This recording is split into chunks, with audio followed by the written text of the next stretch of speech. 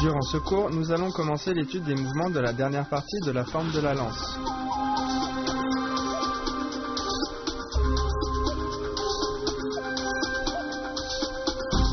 La poitrine est légèrement penchée vers l'avant.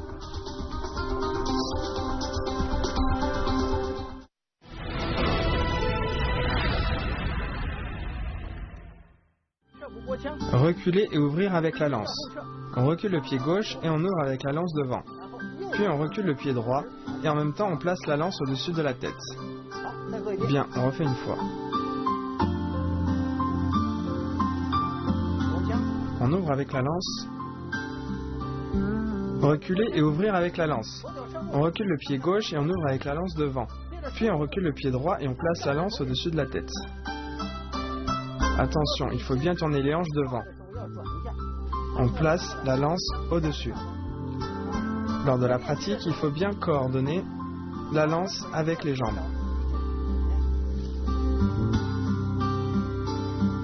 Bien, refais-le une fois.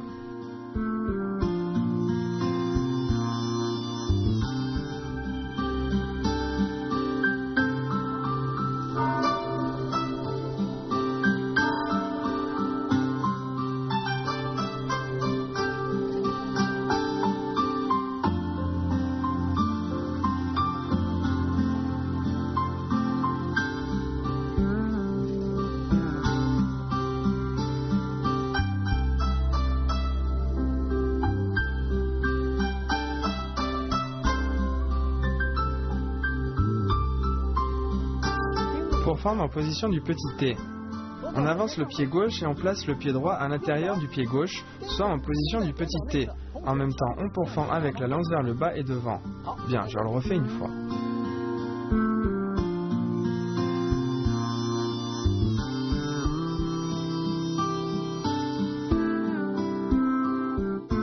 Pour fendre en position du petit T.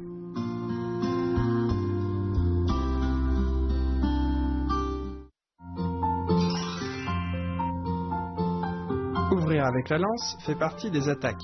On l'utilise principalement pour attaquer en dessous des genoux ou au-dessus des épaules, pour se donner le champ libre à une attaque. Lorsqu'on ouvre, on doit maintenir la main gauche à une hauteur stable et la main droite reste relativement fixe.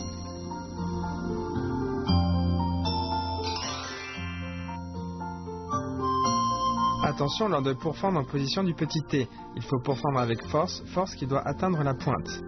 Lorsqu'on pourfend, le bras gauche ne doit pas être trop plié. Il doit rester quasiment tendu, légèrement plié.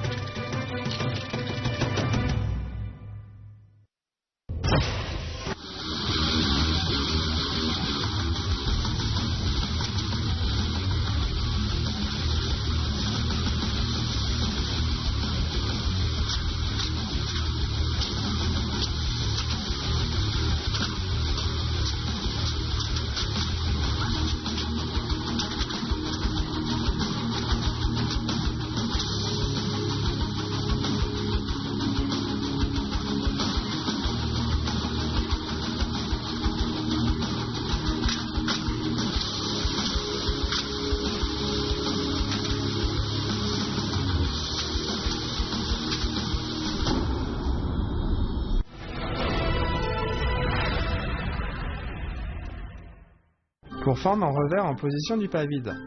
On avance le pied droit devant à droite, en même temps on saute vers la droite et on pourfend vers le bas. On pourfend en revers en position du pas vide. Bien, je le refais une fois.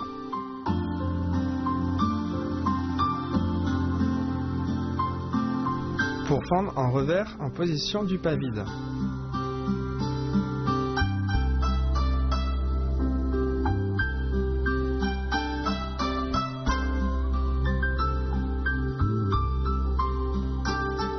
Lever le genou et tirer la lance. On tourne le corps à gauche, on ouvre les bras et en même temps on lève le genou en position sur un pied. Bien, je le refais une fois.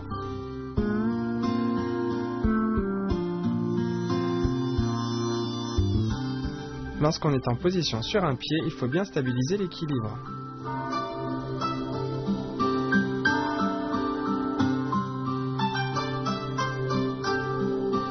Piqué en bas en pas sauté. On avance avec le pied gauche et on amène la lance devant. On avance avec le pied droit et on écarte les bras. On avance le pied gauche, puis on saute, on tourne le corps et on pique en même temps.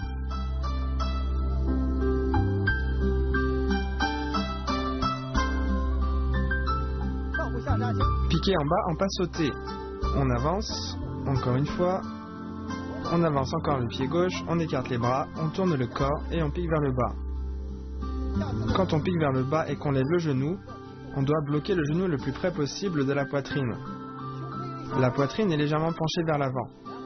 Puis on étend la lance et on lève bien le bras gauche en hauteur. On écarte les bras le plus possible, ainsi on peut se tenir de manière plus stable. Bien, refais-le une fois.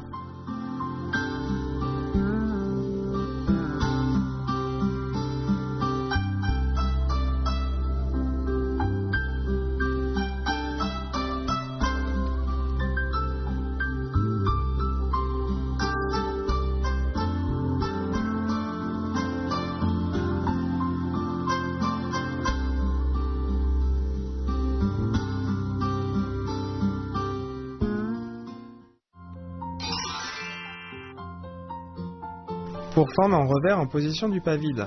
La main est orientée vers le haut et on pourfend en revers, c'est-à-dire en partant de l'intérieur. Ce mouvement est différent du pourfendre classique.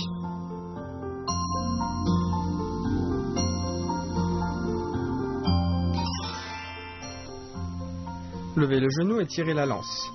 Pour ce mouvement, il faut monter le genou et rester sur un pied et préparer le mouvement qui suit. Quand on ouvre les bras, il faut bien garder l'équilibre du corps.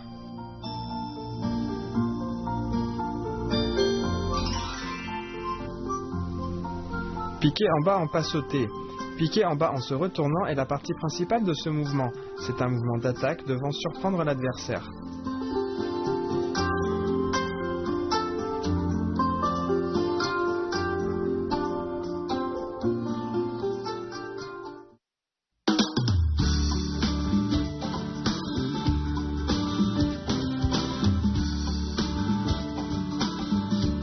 Piquer en bas en se retournant est un mouvement important dans la lance. On l'appelle également coup du retournement à cheval. Dans l'Antiquité, lors des batailles à cheval, après que deux cavaliers ennemis avaient croisé le fer, l'un d'eux se retournait pour attaquer par surprise le poursuivant. De cette manière, ce dernier n'avait généralement pas le temps de réagir et le coup lui était alors fatal. Avec l'évolution, au fil des époques, les batailles à cheval ont progressivement disparu. Mais le nom de coup du retournement à cheval est resté dans le mouvement piqué en bas en se retournant et ce jusqu'à aujourd'hui.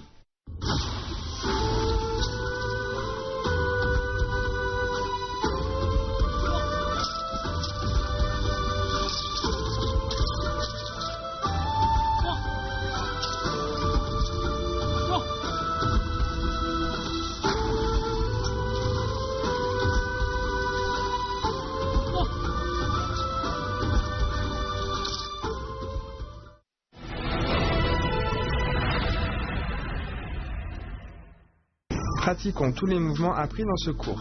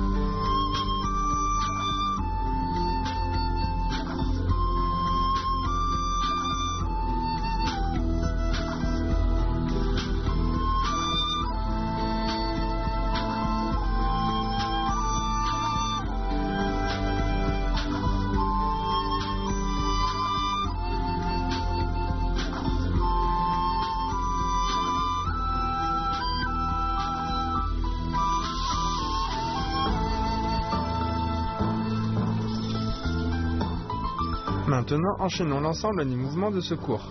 Attention à bien assembler les positions avec les mouvements et à bien lier les mouvements entre eux.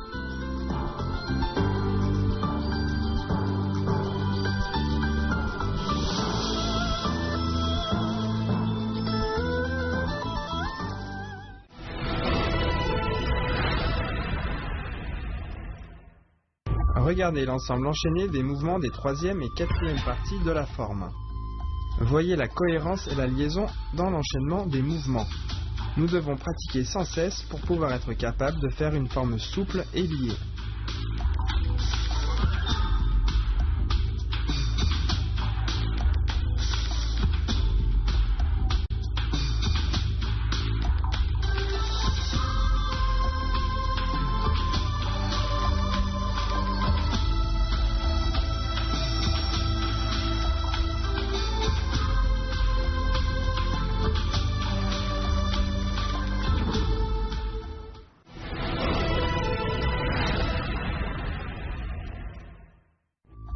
À présent, regardons l'ensemble des mouvements enchaînés des quatre parties de la forme de la lance.